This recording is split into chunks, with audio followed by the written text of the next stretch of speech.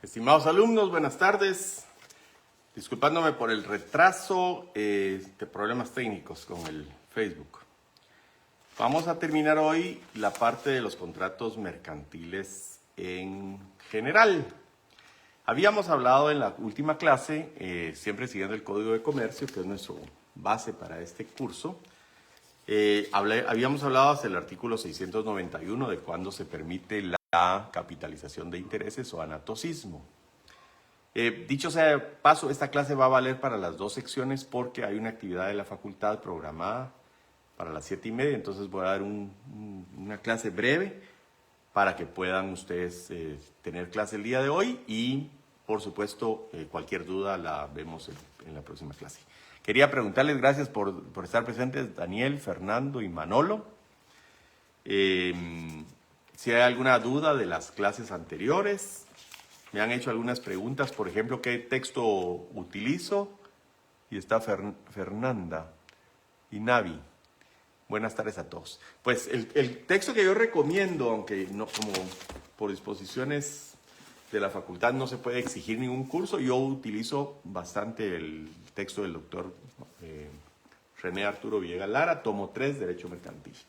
Y obviamente el Código de Comercio y las demás leyes que están en la bibliografía, incluyendo la ley de arbitraje, y vamos a ver también la ley del contrato de agencia, distribución y representación, que ahora está incorporada nuevamente al Código de Comercio.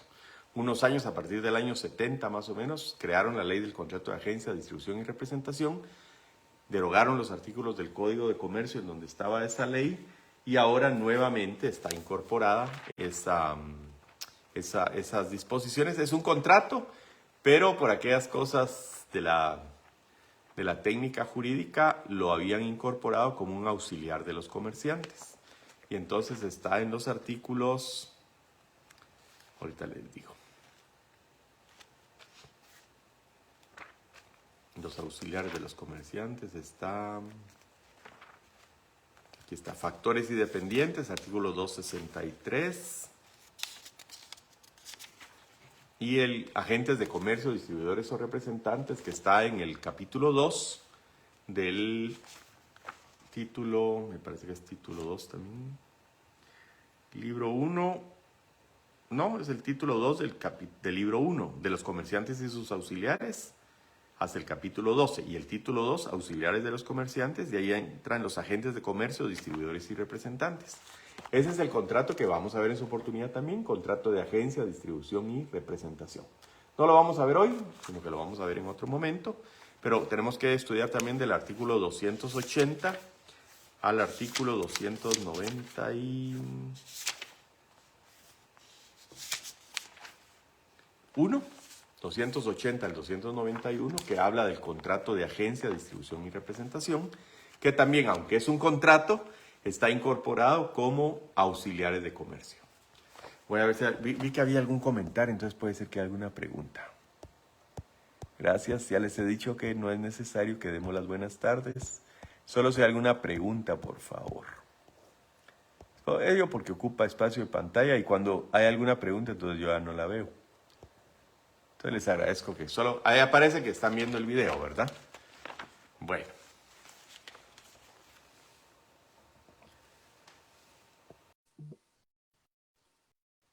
Ok. Entonces, hoy vamos a terminar con el artículo 692 de una clase breve, la de hoy, que es la de contratante definitivo. Normalmente los contratos se celebran entre partes que están presentes, ¿verdad? Juan y Pedro están presentes, en lo civil, Juan y Pedro están presentes y celebran el contrato y los efectos de ese contrato son para Juan y Pedro. En lo mercantil cambia literalmente esta disposición, porque, como dice el artículo 692, al celebrarse un contrato, una parte puede reservarse la facultad de designar, dentro de un plazo no superior de 3 días, salvo pacto en contrario, el nombre de la persona que será considerada como contratante definitivo. Estos eran los buenos tiempos de los 70s, en donde todas las personas podíamos contratar con quien quisiéramos sin preocuparnos de quién era la contraparte. con las nuevas disposiciones que lamentablemente se han introducido en la legislación de todos los países, incluyendo a Guatemala, hacen responsable a uno de los contratantes de los problemas que pueda tener la otra parte. Me explico. Hay una ley, por ejemplo, ahí que habla de lavado de dinero. Entonces yo tengo que tener cuidado si yo le estoy comprando, vendiendo, alquilando, prestando o proveyendo alguna mercadería o comprando alguna mercadería a determinada persona, porque yo tengo que ser muy cuidadoso de con quién yo contrato. Entonces este artículo tiene poca aplicación. ¿Cuál es la idea de este contratante definitivo? Pues el contratante definitivo es que supongamos que yo quiero conseguir un establecimiento para poner un McDonald's, un terreno para construir un McDonald's. Si yo le digo a la persona con la que yo estoy queriendo hacer un contrato de arrendamiento, de compraventa o de suministro o algún tipo de que mi cliente definitivo es McDonald's, el precio va a ser mayor.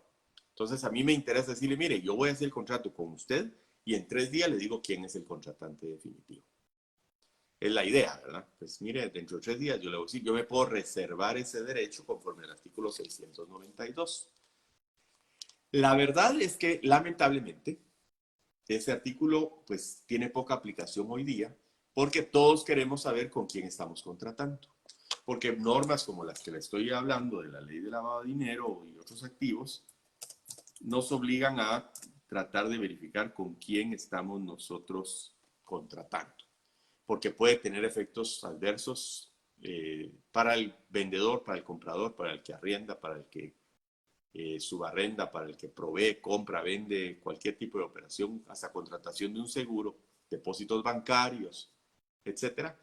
Tenemos que saber más o menos quién es nuestro cliente, a qué se dedica, de dónde obtiene la fuente de ingresos y normalmente en estas operaciones se ponen con cláusulas como que la parte declara, cada parte declara bajo juramento que sus ingresos son de origen lícito, etcétera, etcétera. Entonces yo no me atrevería hoy día a recomendarle a un cliente que acepte esta cláusula de contratante definitivo porque pudiera prestarse a que, bueno, mire, resulta que el contratante definitivo dentro de 3 días me van a decir y que a los 3 días me dicen que es fulano de tal, que es una persona con la que yo no hubiera querido contratar porque no me conviene contratar. Entonces esta norma pues tiene poca aplicación práctica hoy día. La validez de esta designación depende de la aceptación efectiva de dicha persona. Yo puedo decir, efectivamente, yo vengo a alquilar un terreno y entre 3 días le digo, y es McDonald's. Si viene McDonald's, me dice, sí, efectivamente, yo era el que estaba buscando el terreno, pero puse a esta persona a contratar en mi nombre con esa cláusula de que en 3 días decían quién era el verdadero contratante, ¿verdad? Y esta validez, como dice el segundo párrafo del artículo 692, depende de la aceptación efectiva de dicha persona. O sea, el tercero tiene que aceptar que sí, él va a contratar o de la existencia de una representación suficiente. Si no tenemos a la persona, pues que haya un representante, un mandatario, un gerente con representación, un nombramiento de la persona que está representando a otro. Si transcurrió el plazo legal o convenido, no se hubiera hecho la designación del contratante o si hecha no fuere válida, el contrato producirá sus efectos entre los contratantes primitivos. O sea, en otras palabras, yo me comprometo a comprar ese terreno, pero me reservo el derecho de que dentro de 3 días voy a decir quién es el comprador definitivo. Dentro de 3 días máximo, porque el artículo dice que no puede exceder de 3 días ese plazo, no superior de 3 días, dentro de 3 días o no aparece el contratante definitivo o no hay un representante con suficiente mandato o representación o esa persona no acepta. Y entonces el efecto es que se tiene por celebrado el contrato, no es nulo el contrato, pero se tiene por celebrado entre los contratantes primitivos, entre los que celebraron el contrato en esos días. Eso es lo que dice el 692. Estoy viendo aquí la ley contra el lavado de dinero u otros activos que sería bueno que ustedes revisaran. Es el decreto 67-2001. Y entonces, que dice, por ejemplo, que comete el delito de lavado de dinero u otros activos quien por sí o por interpósita persona, esa persona intermediaria, ¿verdad? Invierta, convierta, transfiere o realice cualquier transacción financiera con bienes o dinero, sabiendo que por razón de su cargo, empleo, oficio o profesión, está obligado a saber que los mismos son productos, proceden o se originan de la comisión de un delito. Entonces yo tengo que saber con quién estoy contratando hoy día. O yo tengo que saber, o tuviera que saber que esa persona pues es delincuente. Es un poco complicado esto para las contratantes, porque realmente yo sé de dónde saqué el carro que estoy vendiendo y sé cómo lo pagué y sé cuánto quiero por el precio del carro. Pero aquí me obligan a que yo no puedo venderle el carro a una persona a la que yo crea que puede estar implicada en la comisión de algún delito. Aunque deba saber, dice ahí. Adquiera, posea, administre, tenga o utilice bienes o dinero sabiendo o que por razón de su cargo, empleo, oficio o profesión esté obligado a saber que los mismos son productos, proceden o se originan de la comisión de un delito. Casi que yo tengo que determinar si esa persona está limpia de toda culpa para celebrar el contrato. Por eso es que les digo que tiene poca aplicación en la práctica este artículo 692, porque yo no me atrevería, como les digo, a recomendarle a un cliente que acepte que en 3 días le van a decir quién es el verdadero contratante o el contratante definitivo. Yo creo que esa cláusula hoy día no se utiliza y en todo caso tiene un plazo máximo de 3 días. Si en 3 días no aparece el contratante definitivo, pues los originarios, los contratantes originales o primitivos son los que se consideran que celebraron el contrato. Eso es lo que aplica de ese artículo, ¿verdad? Entonces, es una ley un poco complicada esta porque, como les digo, obliga a una parte a tener que juzgar o prejuzgar o suponer que la otra parte no ha cometido un delito y a veces es difícil saberlo, ¿verdad? Entonces, por eso es que, como que, les diría yo, impone la carga de la prueba o la carga de asegurarse de la calidad de una persona, del origen de los fondos de una persona, en la persona que está contratando con ella, ¿verdad? En vez de que sean las autoridades las que oportunamente tengan que determinar si esta persona cometió un ilícito, pues sancionarlo. Sancionan a la persona que debiera haber sabido que los bienes o que el dinero proveniente de ese negocio o que se están cancelando con ese negocio es ilícito. Entonces es bien complicado, ¿verdad? Porque realmente como ciudadanos comunes y corrientes, a veces no tenemos por qué saber de dónde viene o no un producto.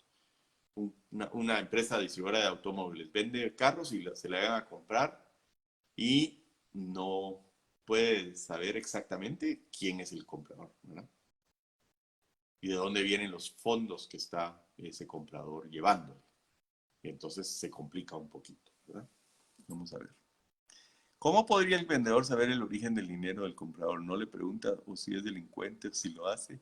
El otro no le va a decir, ¿verdad? Cabal, ese es el punto, ¿verdad? Coloca como que la carga de calificar al cliente en una persona que no tiene la necesaria información o no tiene por qué inmiscuirse en la vida privada de la otra persona, ¿verdad? Y lo malo es que le implica cierta responsabilidad. Si debiera haber sabido y no lo hizo, entonces se ven implicados en problemas que no le corresponderían, pero que esta ley le traslada al otro contratante. Ese es el problema con esta ley, ¿verdad? Que se vuelve un poquito difícil de determinar, ¿verdad? Sobre todo, acordémonos de un artículo muy importante de la Constitución, el artículo 15, que dice que toda persona es inocente mientras en sentencia firme no se le ha declarado culpable.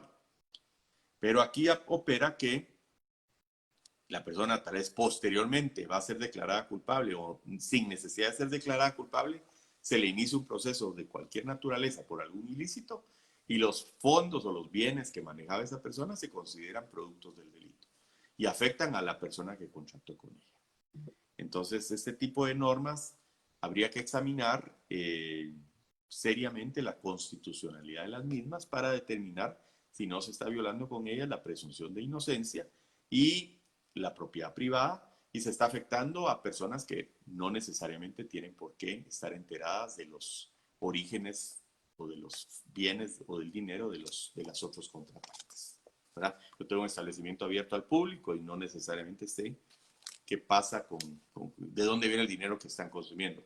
Me están comprando gasolina, a lo mejor en grandes cantidades, y realmente, ¿qué puede saber el gasolinero de quién está echando gasolina en la gasolinera? o quién está comprando tal producto, tal servicio, etcétera, ¿verdad? Pero sin embargo, por eso les digo que este artículo 692 pues no tiene mucha aplicación en la actualidad. El otro artículo es el de la falta de pago. Cuando se haya estipulado que la obligación ha de ser pagada por tractos sucesivos, salvo pacto en contrario, la falta de un pago dará por vencida y era exigible toda la obligación. Aquí difiere del Código Civil. En el Código Civil dice, por ejemplo, que en el contrato de arrendamiento, si quieren lo vemos, si hay falta de pago de 2 meses vencidos, de 2 mensualidades vencidas, se tiene por vencido el arrendamiento, o se puede dar por vencido el arrendamiento. Eso estamos hablando en el artículo Código Civil, por ejemplo, artículo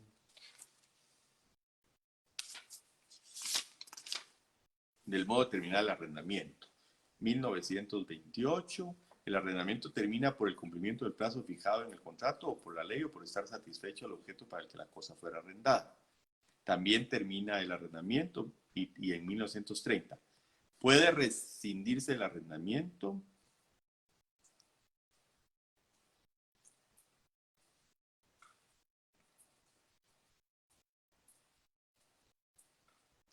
¿Dónde está? Que hay una norma específica que dice que tiene que tener 2 casas, dos rentas vencidas. Aquí está.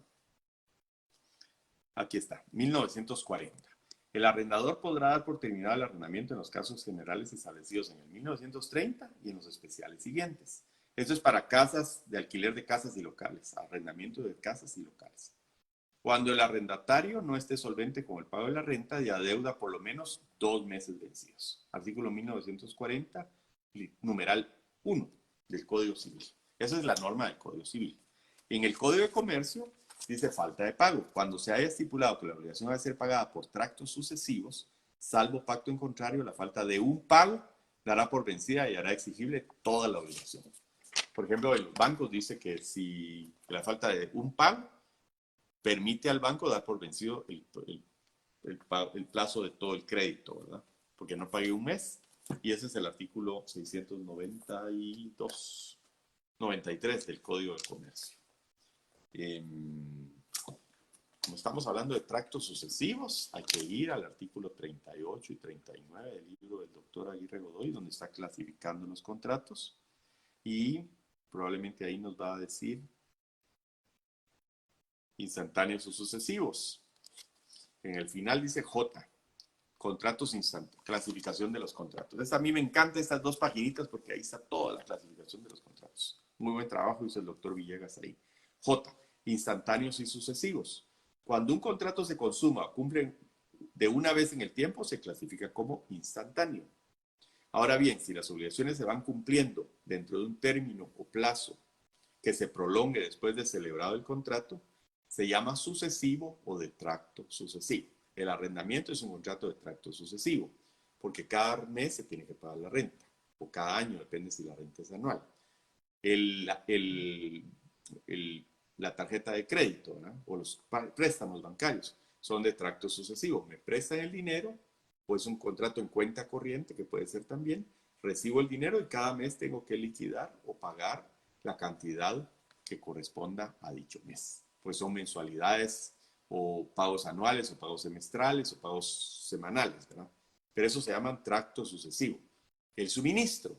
Yo me comprometo a suministrar tantas unidades de suero a un hospital o de libros a un colegio y cada mes yo tengo que suministrar la cantidad que me soliciten y el colegio o el hospital o el cliente me tiene que pagar la cantidad suministrada durante el mes anterior.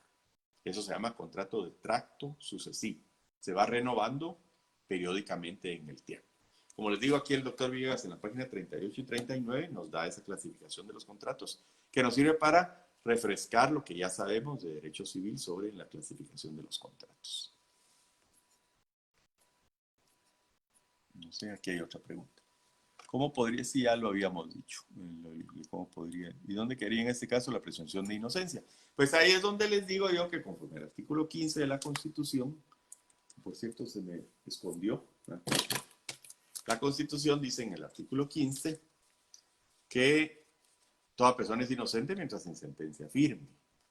se declare, no se declare. Y esta es una norma que a mí me... Ah, no, no es el 15, es el 14, perdón. Presunción de inocencia y publicidad del proceso. Toda persona es inocente mientras no se le haya declarado responsable judicialmente en sentencia debidamente ejecutoriada. Entonces yo les cuestiono a ustedes, ¿cómo puedo yo saber si una persona tiene bienes que provienen de un delito? Si hasta si me preocupo por buscarle antecedentes penales, esa persona no ha sido condenada por un delito. Yo la tengo que considerar inocente. Yo no la puedo incluir en una lista de presuntos culpables o en una lista de personas que atentan contra determinados principios o valores, etcétera, sino sin afectar el sagrado derecho de presunción de inocencia que está consagrado por la Constitución de la República en el artículo 14. Toda persona es inocente mientras no se le ha declarado responsable judicialmente en sentencia debidamente ejecutoriada. ¿Y qué es sentencia ejecutoriada? Ustedes se recordarán, los que estudiaron conmigo en Teoría General del Proceso, que las sentencias ejecutoriadas son las sentencias que están firmes. Ni siquiera porque se le haya seguido un proceso a una persona se le puede considerar culpable, ni presunto culpable tal vez, pero es inocente hasta que esa presunción de inocencia no se destruya en una sentencia firme, ejecutoriada, dictada por los organismos judicial correspondiente, por el órgano jurisdiccional competente, y que esta sentencia haya sufrido todas las recursos hasta quedar ejecutoriada o firme. Entonces, esos análisis que ustedes tienen que hacer, creo que es bueno recordar esos principios constitucionales, el principio de jerarquía constitucional, para tratar de que nuestro sistema pues respete esos principios. Y no solo en Guatemala, sino en algunos otros países en donde se afecta ese principio de presunción de inocencia con señalamientos, inclusión en algún tipo de documento, en donde se destruye o se afecta esa presunción de inocencia y el derecho de defensa que está consagrado en el artículo 12 de la Constitución Política de la República de Guatemala, que dice, y siempre es bueno recordarlo, derecho de defensa. La defensa de la persona y sus derechos son inviolables. Nadie puede ser condenado ni privado de sus derechos sin haber sido citado, oído y vencido en proceso legal ante juez o tribunal competente y preestablecido. Ninguna persona puede ser juzgada por tribunales especiales o secretos, ni por procedimientos que no estén preestablecidos legalmente. O sea, yo puedo constituir un tribunal del pueblo, yo puedo constituir un consejo de ancianos, o puedo constituir algún tipo de ente o de comisión o de mesa o de comunidad, lo que ustedes quieran, pongámosle el nombre que querramos, comité, comunidad, lo que fuera, autoridad, lo que digamos. Y seguimos un procedimiento, seguimos un proceso que no está regulado por el artículo 203 de la Constitución, que establece que corresponde con exclusividad al organismo judicial la potestad de juzgar y promover la ejecución de lo juzgado. Y que la persona que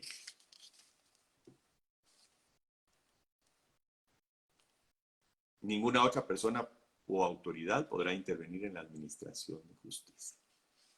Debiera ser un delito, y posiblemente lo es, que alguien se arrogue funciones que corresponden con exclusividad al organismo judicial. Independencia del organismo judicial y potestad de juzgar, artículo 203. La justicia se imparte de conformidad con la Constitución y las leyes de la República. Corresponde a los tribunales de justicia la potestad de juzgar y promover la ejecución del juzgado. Los otros organismos del Estado deberán prestar a los tribunales el auxilio que requieran para el cumplimiento de sus resoluciones. Los magistrados y jueces son independientes en el ejercicio de sus funciones y únicamente están sujetos a la Constitución de la República y a las leyes.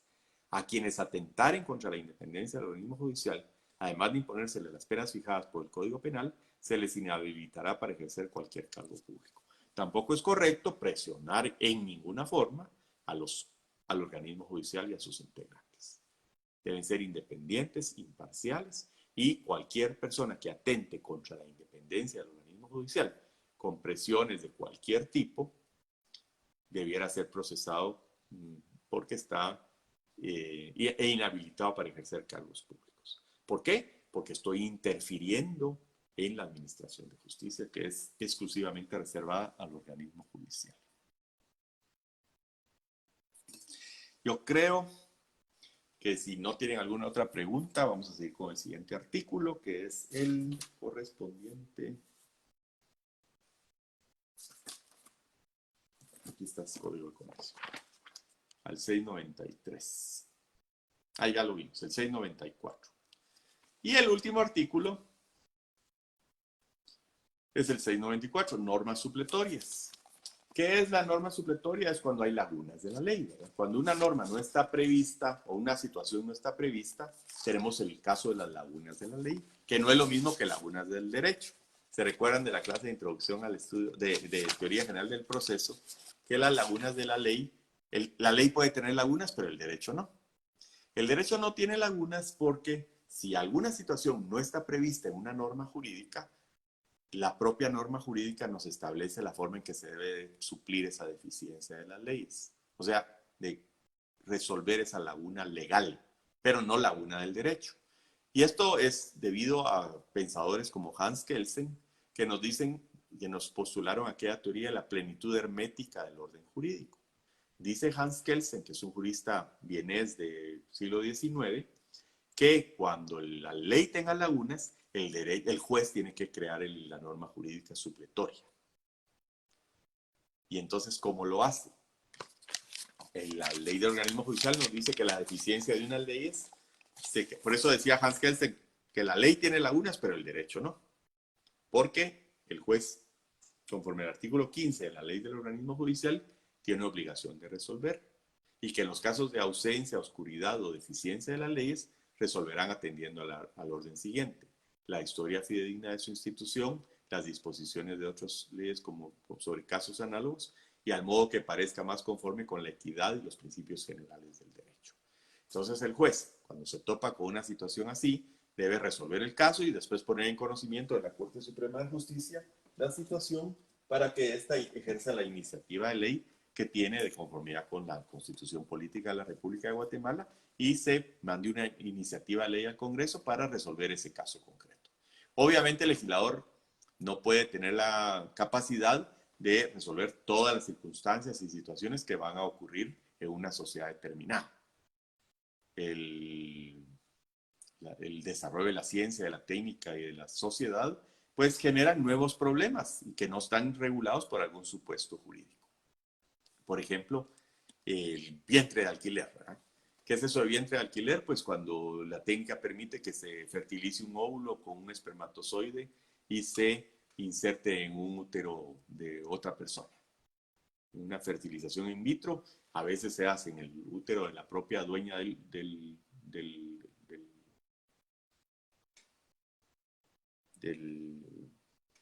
óvulo fecundado o en otra persona. Y eso es una situación que no estaba prevista hace años, ¿verdad? ¿De quién es ese hijo? Entonces eso lo tiene que resolver el juez. Tiene que decir, bueno, la paternidad le corresponde a tal persona. No les puede decir, señores, ¿saben que vayan al Congreso y que ahí les dicte una ley para esa su situación? Porque yo realmente no tengo una ley que aplicar. No, señor. Usted tiene obligación de resolver conforme al artículo 15. Resuelve el caso concreto conforme a lo que le dice la ley del organismo judicial en Guatemala, disposiciones de otras leyes sobre casos análogos, la historia fidedigna de la institución, las disposiciones de otras leyes sobre casos análogos, la equidad y los principios generales del derecho, y después pone en conocimiento. Pues usted tiene obligación de resolver el caso concreto. Cree derecho, ahí es donde el juez se vuelve integrador del derecho y debe corregir las lagunas de la ley y no las del derecho, ¿verdad? Porque el derecho no puede tener lagunas. Por eso dice Hans Kelsen que es como una pelota de aire. El derecho es la plenitud hermética, de ahí no se puede salir ni entrar aire, no tiene que tener agujeros del orden jurídico. Y entonces, eso se logra a través de normas como la obligación de resolver del artículo 15 de la ley del organismo judicial. Entonces, cuando hubiera alguna laguna del derecho mercantil, dice que solo a falta, normas supletorias, solo a falta de disposiciones de este libro, se aplicarán los negocios, obligaciones y contratos mercantiles las disposiciones del Código Civil. O sea, nos está diciendo cuáles son las normas supletorias que debemos de utilizar, de las del Código Civil. Pero solo a falta de disposiciones en este libro. Y este libro, que es Obligaciones y Contratos Mercantiles, es el libro 4, Obligaciones y Contratos Mercantiles, que comienza diciéndonos esos principios filosóficos, ¿verdad? Y para mayor abundamiento, en el artículo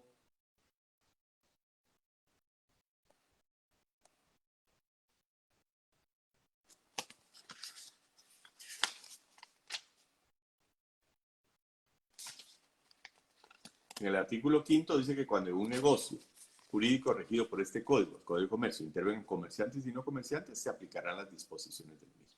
Entonces, siempre vamos a aplicar las disposiciones del Código de Comercio, pero los principios del Código Civil pueden ser supletorios. Cuando no hay una norma del Código de Comercio, aplicamos las del Código Civil, pero aplicando los principios mercantiles y las disposiciones de este libro, que son todas las disposiciones relacionadas con los contratos y obligaciones mercantiles. Y solo a falta de disposiciones vamos a aplicar las del Código Civil. Como ya son casi las 7 de la noche, lo vamos a dejar ahí.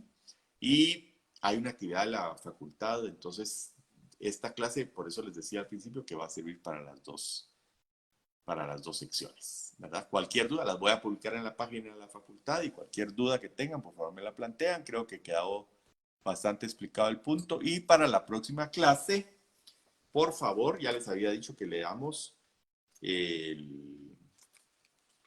la compraventa mercantil, que es artículo 695 al 713, que incluye el contrato estimatorio. Ahí vamos a ver de qué se trata el contrato estimatorio, pero solo les adelanto que se está hablando de la consignación, lo que llamamos nosotros normalmente el contrato de consignación o venta en consignación. Y entonces vamos a entrar a la próxima clase con la compraventa mercantil. Y también les pediría que lean del 714 al 717, que es el depósito mercantil. ¿En qué se diferencia el depósito mercantil del depósito en lo civil? Así que muchas gracias por su atención, les agradezco mucho, muy feliz noche y que tengan un buen fin de día martes.